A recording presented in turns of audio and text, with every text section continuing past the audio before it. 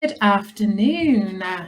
Good afternoon, Facebook. I am Zoe from Phoenix Life and Wellbeing Coaching. Good afternoon and thank you for joining. So you are tuned in to Fire 5 at Phoenix. If you've not seen these before, it's a fairly simple concept because I like to keep things simple.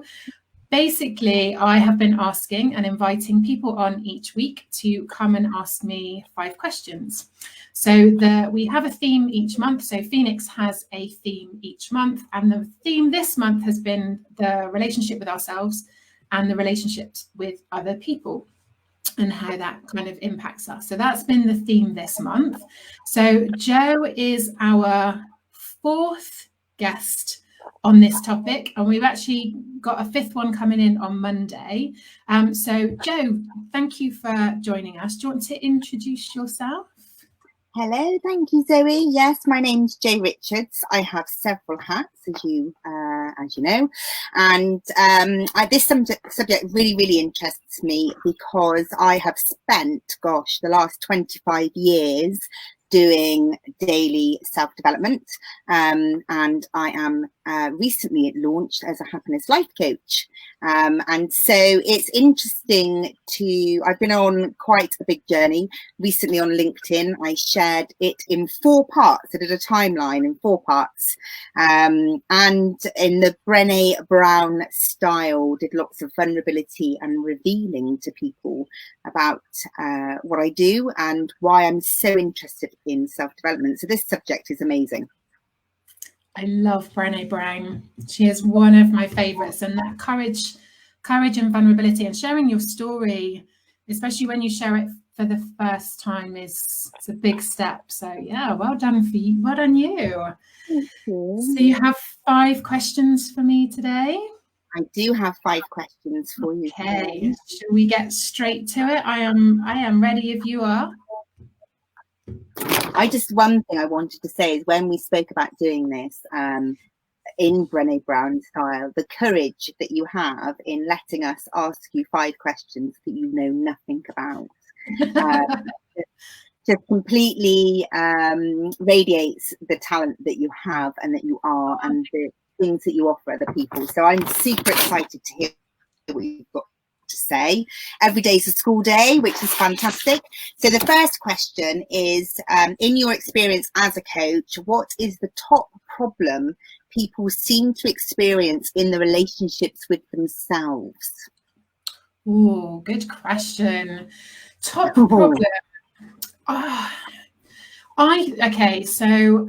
actually think that I think a lot of what I hear from people, and I think something that I experienced myself, to be honest, is we wear lots of different hats, don't we? We wear a work hat, and you said, didn't you, that was exactly in your introduction, I wear lots of different hats. I have lots of different roles, and I think the biggest challenge for a lot of people is losing the identity with themselves when they're not wearing any of those hats. So we've got parent hat, work hat, you can be a boss, you could be like part of a team, you might have different roles in different worlds. The partner hat, the parent hat are big hats to wear. And you just sometimes when I have those initial conversations with people and they're like, oh, I do this and I do that, it's very much around the human doing rather than who they are and what's important to them, what their passion is, what their purpose is. What lights them up, what are they about, what's important to them. And quite often that's linked to the role that they play with other people rather than when you're in an empty room, who are you?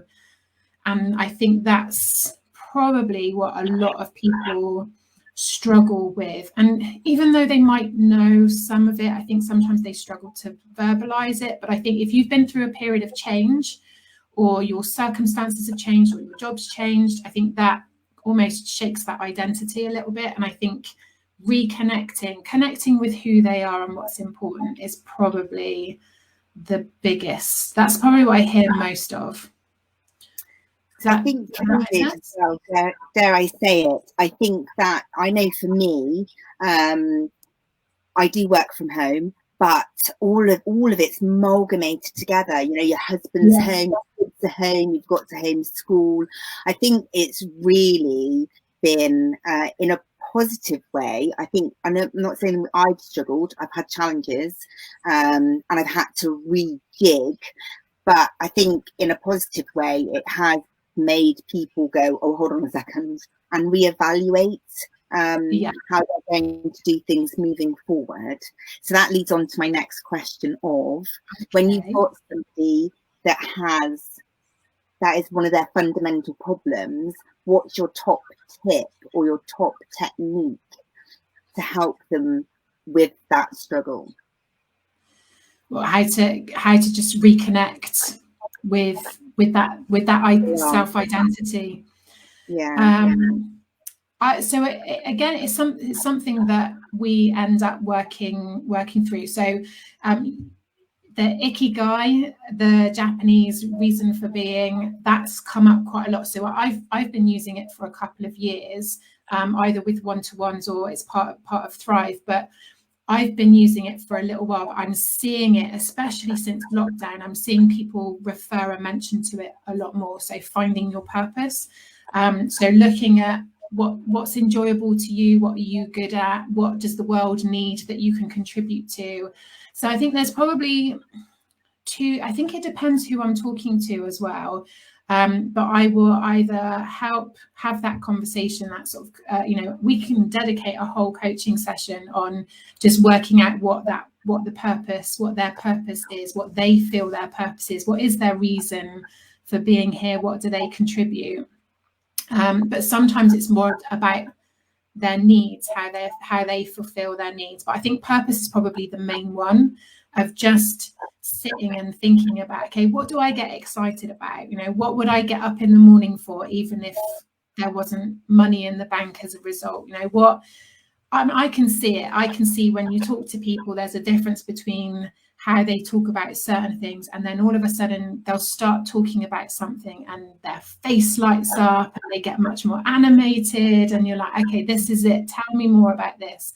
Why is this important to you? Why do you enjoy this? Why is this important for you to have in your life? And when you start to peel those layers off, you start to get to that, why is that fundamental layer at the bottom of why that's important, and that's that purpose is there. And interestingly, the coaching course that I'm on at the moment, we've been looking at purpose, which has been great for me. And we did a practical coaching session yesterday, and they put us in little rooms with other people on the course, and I'm in a room with somebody from America and somebody from Australia. Last time I was with somebody from California and somebody from Japan. So just hearing people talk about what's important to them, either as coaches or as individuals, and just some of the differences with culture and religion and their upbringing, fascinates me. But you can tell when you start getting close to that subject, people just light up, literally light, you can see in those changes. So I think it's almost one of two questions, isn't it? Is what's really important to you, but also what could you not live without? What's really important for you to have in your world that's not necessarily connected to anybody else? Because I think that's the challenge for a lot of people, is we connect what's important to somebody else, either partner, parent, children. It's connected perhaps to a role we play or a person who's with us, rather than what we can do that's not necessarily outside of ourselves, that's something we carry within. Yeah, that's a really long answer to a very short question.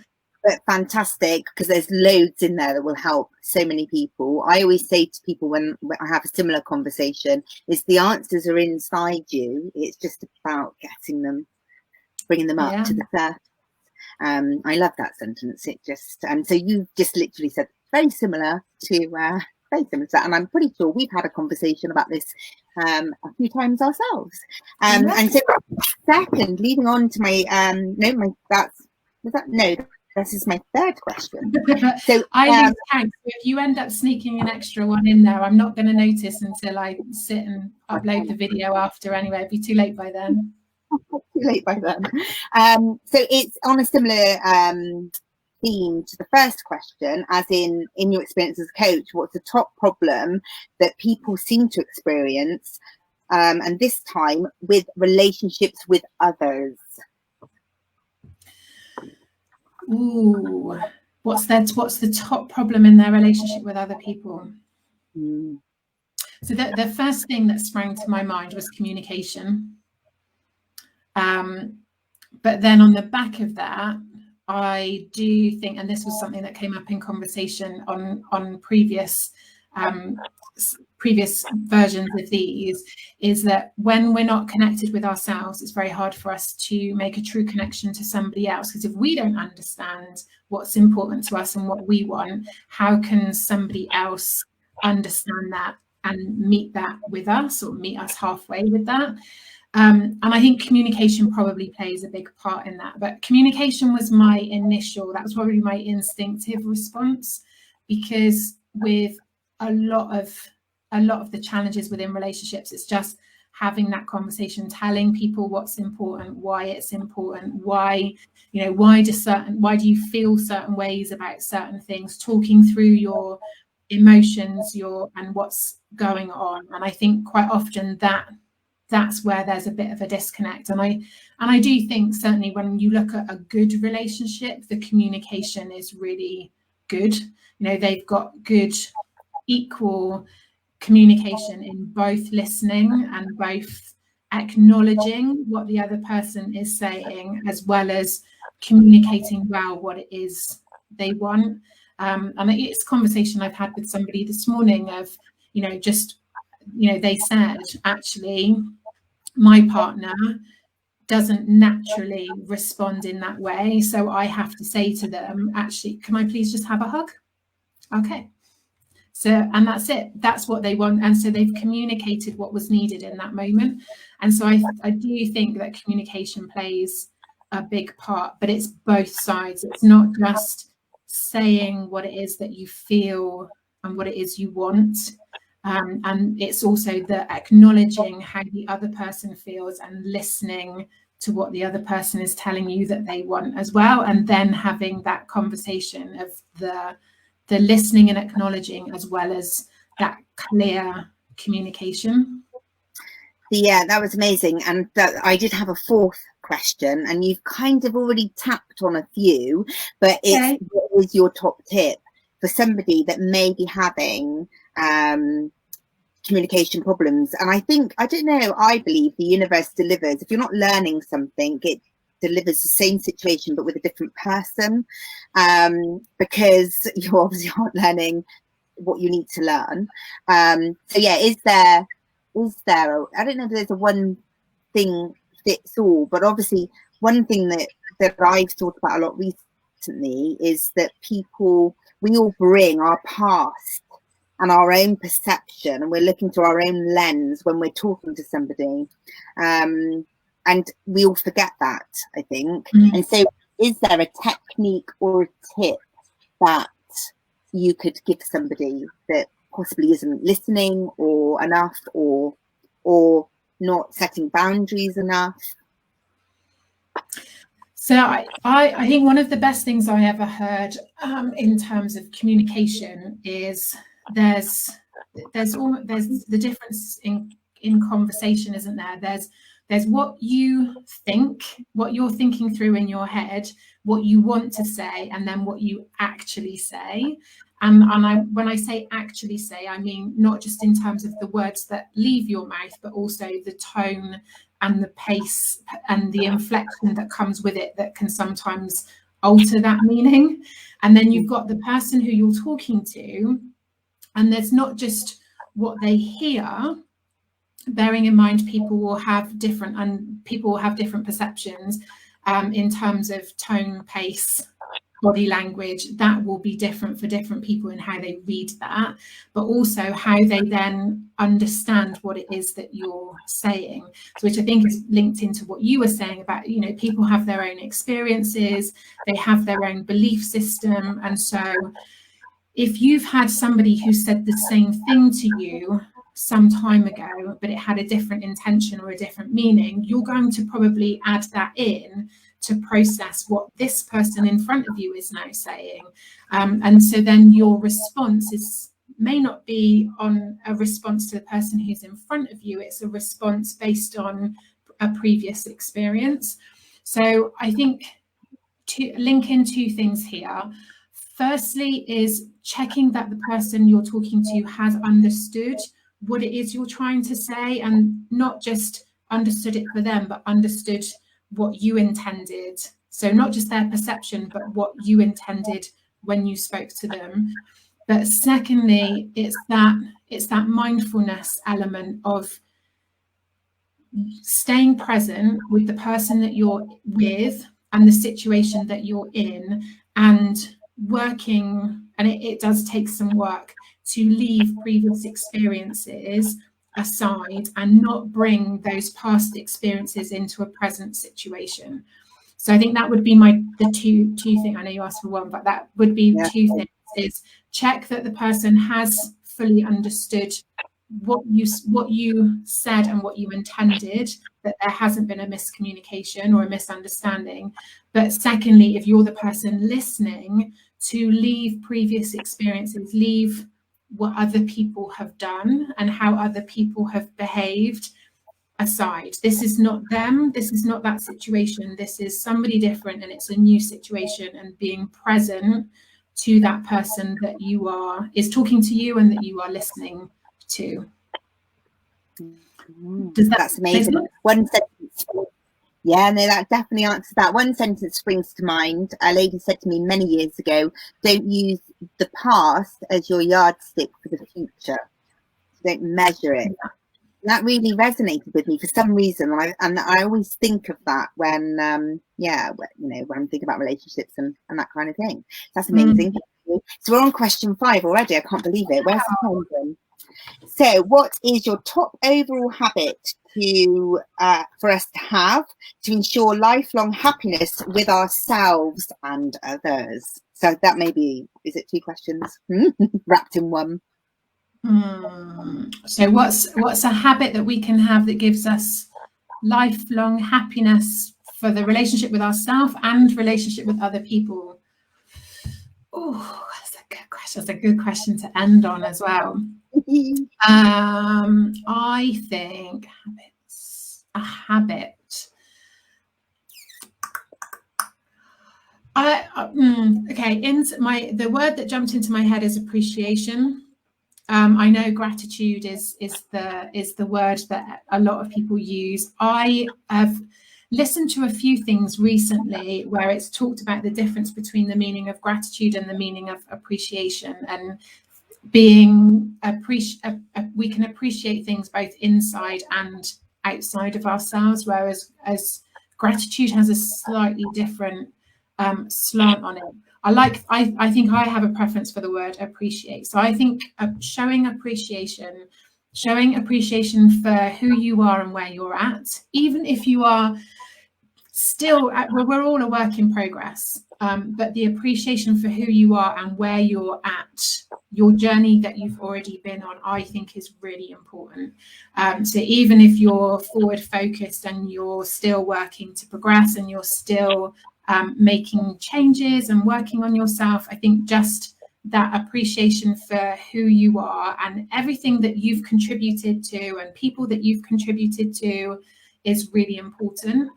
And then in the same way, the appreciation of people who are around you, but also the people who've been with you so far as well, and what they have contributed to who you are now, whether even if that's maybe from a learning aspect, so a more uncomfortable, negative interaction, or that even if that was something that taught you a lesson, and you took learning from that relationship, it's still that appreciation of okay, that's actually played a part in who I am today and where I'm at. And so I think appreciation is a good daily habit. It's, but I think also not necessarily just that while you're brushing your teeth or while you're sitting with your cup of tea in the morning, what do you appreciate? That just general every day when things happen of just taking that moment to go, oh, I really appreciate that that's just happened. Or in conversation, one of my favorite sayings, and I think it's quite an American saying, is I really appreciate you. And I just think that's such a lovely message or thing to say, but it's also something that's really nice to hear. You hear thank you a lot, but I think sometimes when somebody says thank you, I really appreciate you, or I really appreciate that you took time to do that, or that you did that for me, it's got it's like a slightly richer meaning to it. So I think daily appreciation is important, but I think that's not always mindful. If you're doing it out of habit, I think it needs to be a very mindful, genuine, in the moment, present. Oh, I really appreciate that I have that, or I really appreciate you, or that's happened. That makes sense. What would you have gone with? I'm intrigued. I was torn between gratitude or always showing up authentically. So that takes vulnerability, obviously, but yeah, I hope that I do. I am one of those people that kind of wears my heart on my sleeve, and I've just become much more willing, especially over the last sort of decade, to reveal my vulnerability. I think years ago I used to be quite embarrassed if I cried and that sort of thing, but I'm still slightly uncomfortable with it. But I just think if that's what the moment, brings forward, then it's okay actually to show that vulnerability. I think it's really interesting, because that was not a direct question, but that was one of the questions that Kelly asked about what is it about getting to the age that we're at, where you just become more accepting of yourself and much more comfortable in being authentic and just saying, do you know what, this is who I am, this is how I am, this is what I'm about. And actually, if that doesn't fit with you, that's cool. You go and find the people that fits with. And so I think that fits in with that showing up and being authentic. And it is that acceptance, isn't it, that not everybody is for us and we are not for everybody, and that's okay. That there will be some people that you connect with and some people who you will have a more temporary connection with, and then things change and you move on. But I think if you always show up in that authentic way and show people who you are, those connections will be more authentic and they're likely to last a lot longer, because you're, rather than that sort of initial couple of weeks or couple of months where you're trying to be somebody who you think they want you to be, and then it's like, okay, I can't do that anymore, and you show your true self, the connection is going to separate anyway, because it was never a true, honest connection. So yeah, I think authentic, that's a really, really good one. I think that's a real tough challenge for a lot of people, in sort of standing in that space and saying, I know I don't fit with what you think this should be, or this should look like, or how I should be behaving, or the choices that I make, but this is what works really well for me, and I wake up in the morning happy and I go to bed fulfilled, and so I'm good with that. It's tough for a lot of people. If you are coming from a place of kindness and love, then generally, I've always felt there's enough room for all of us. I think we're all totally different, and that's cool. I do have boundaries. If I ever do like a personality test, truth has never changed. That's my top one. I need to know the truth of something, and I require that within my relationships. And it is just, it's my top one, always has been. And so some people won't fit in with that. Some people aren't able to deliver that, and that's absolutely fine too. But then they don't fit with me, so that's also fine. Like that, you know, is when you're a parent, it's tricky, isn't it? Because it's what you're teaching your children about all of that as well. So yeah, it's the challenge as a parent is that you want to instill what's important to you and your children, but at the same time you're trying to shape them into young adults who can find their own authentic self. And so knowing when to influence that and knowing when to step back and let them find their own way with it, because we all want to build a little mini version of ourselves, don't we? Let's face it. That's kind of, we want our children to be to show, you know, be a part of who we are, but we also want them to be their own person and be their own, kind of make their own decisions and live a life that makes them happy. It's not it's not about them living a life that makes us happy. It's about them finding their own way and, God forbid, making their own mistakes, but also that.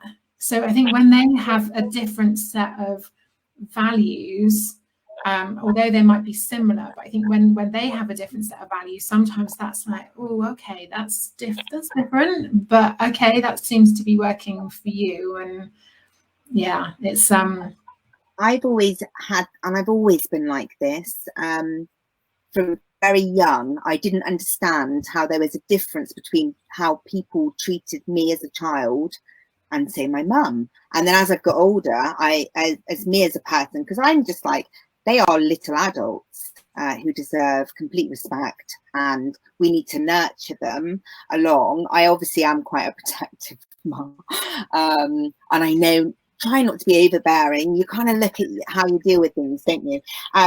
But I've always had, in my mind, I've always thought children are little adults, and so therefore that's how they should be treated. And we're here to nurture them and help them and help. You know, Aiden bashed both his knees yesterday. I was devastated.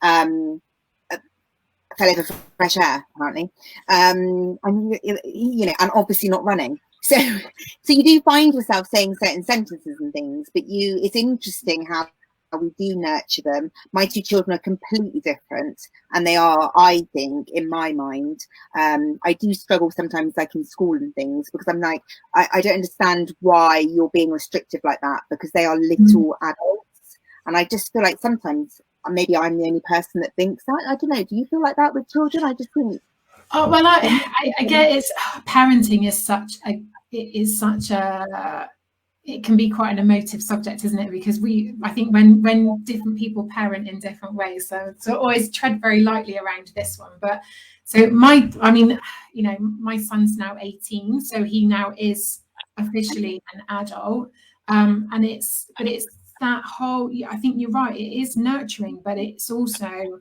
from my point of view, my kind of I guess my approach to parenting was always about giving him the skills and the tools he needs to be an adult. And that comes at different times for different children. You know, some children are ready for it before others. And I don't think even there's by a certain age, they should be doing certain things, because every child is individual in the same way that every adult is individual.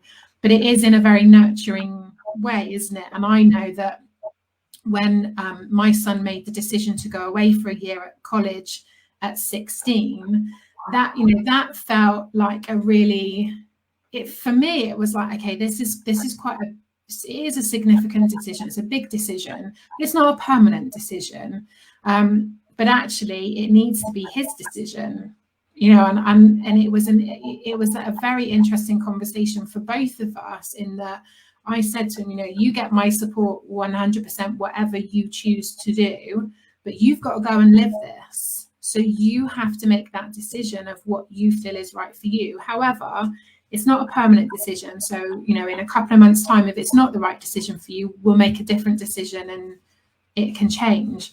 But, just to sit and watch him as a 16-year-old making that kind of decision as a parent, and just trying to do it in a nurturing, supportive way. But, at the end, I had to take that step back here. This is not my decision to make.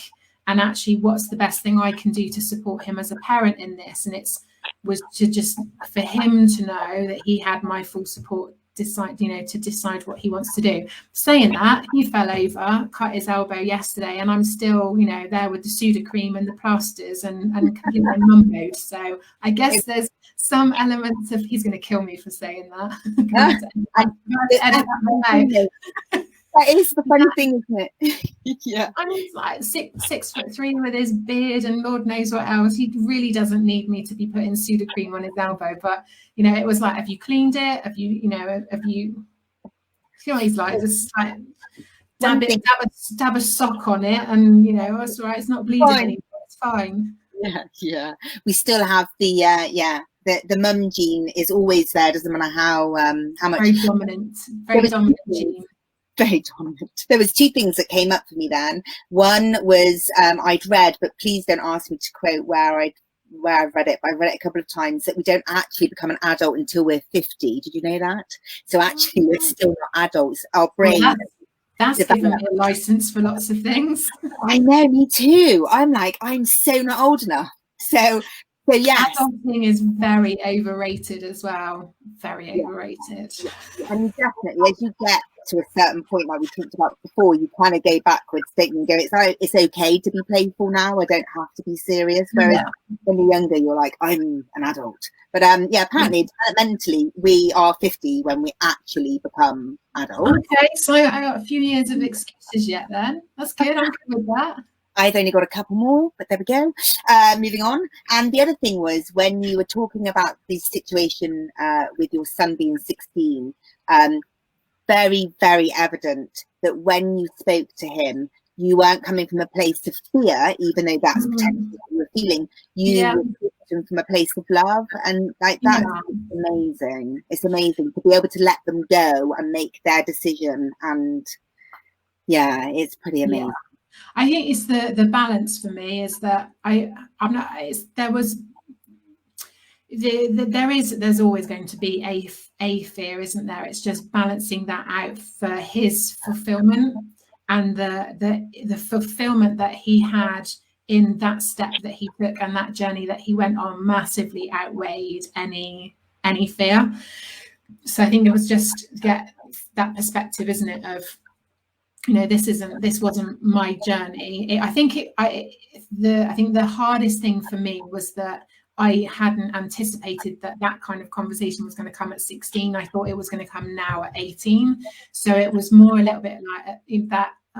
Okay, is this my job as mum done? Like, is this like, okay? And I think when you talk about relationship with yourself and others in terms of, as pretty much as a single parent, it's been me and him pretty much since day one. So if I'm not a mum, well, what the hell am I? It was like, and that was, I really had to sit down and work out, okay, what do I do for him that I'm not going to be able to do, and how do I fulfill those needs for me in a different way?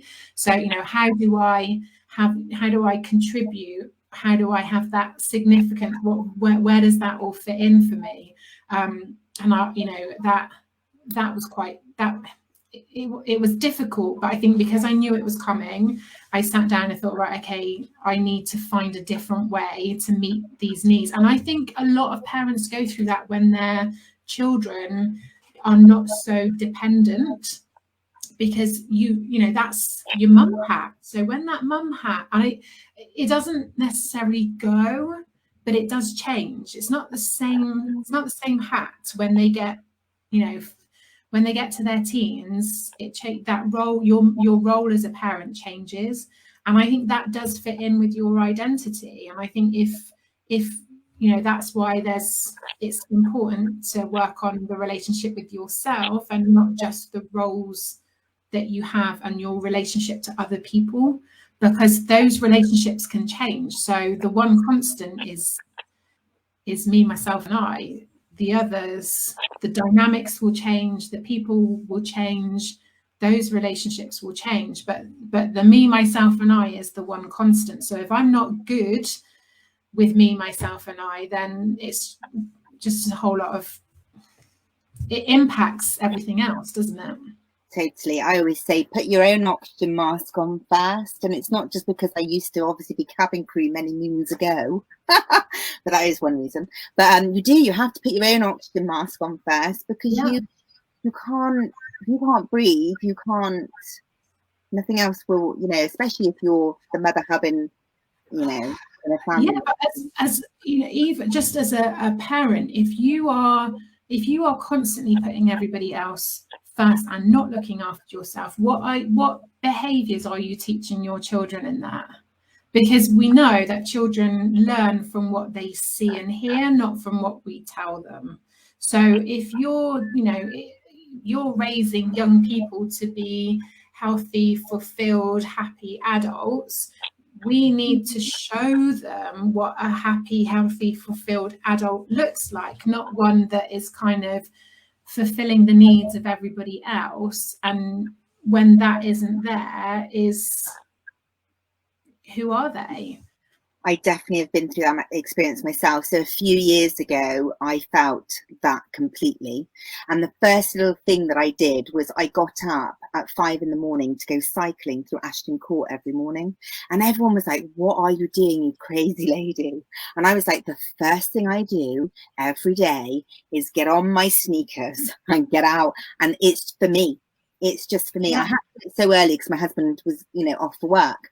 But that was one small thing that I started doing. And then I discovered the Miracle Morning.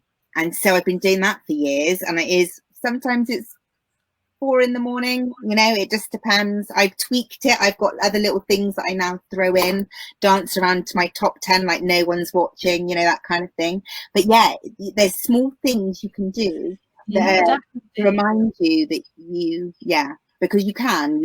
I definitely got lost in everybody else, and I think it's very easy to do because it creeps, doesn't it? It creeps, and I think it's giving yourself to others and being there for other people is so incredibly rewarding. It feels good, so it's natural that we would want to do more than that. But as soon as that balance tips, it's not just damaging for you as an individual, it's damaging to those relationships with other people, because you start to resent the fact that they're taking your time and your energy. So it starts off as a very healthy, you know, this is my contribution, this is like where I'm, you know, significant, it's connection, there's love, there's all of those things that are really, really important. But if it's not in balance and we overdo it, it becomes uncomfortable, it becomes the negative, and it will impact not just you, but that relationship with other people, you know, and that's when it's then tough, because you're blaming, you know, we have a tendency to blame the other people for taking advantage, but ultimately we've completely enabled that to happen because at one point it felt good. But it's what's changed for us, because it's out of balance. It still feels good for them. You can't blame them for it still feeling good for something that you started. So it's just it's boundaries and balance. Yeah, it is boundaries and balance. And that's a whole nother hour. I'm trying to think whether that might come up. You might have to come back in and we'll have a new topic. That'd be Thank amazing. you so much. They were great questions. Oh, thank you. And considering you were fourth in line and you saw everybody else's questions to not repeat them, you've done very well. That was good. Thank you so much for coming on. So as I said, there is another one on Monday evening at 7. Jamal's coming in with his questions. So this will get uploaded to YouTube, Instagram TV. It will stay on Facebook as well. But thank you so much for your time, Jo. Oh, thank you. It's been amazing. And I will speak to you all very, very soon. Bye.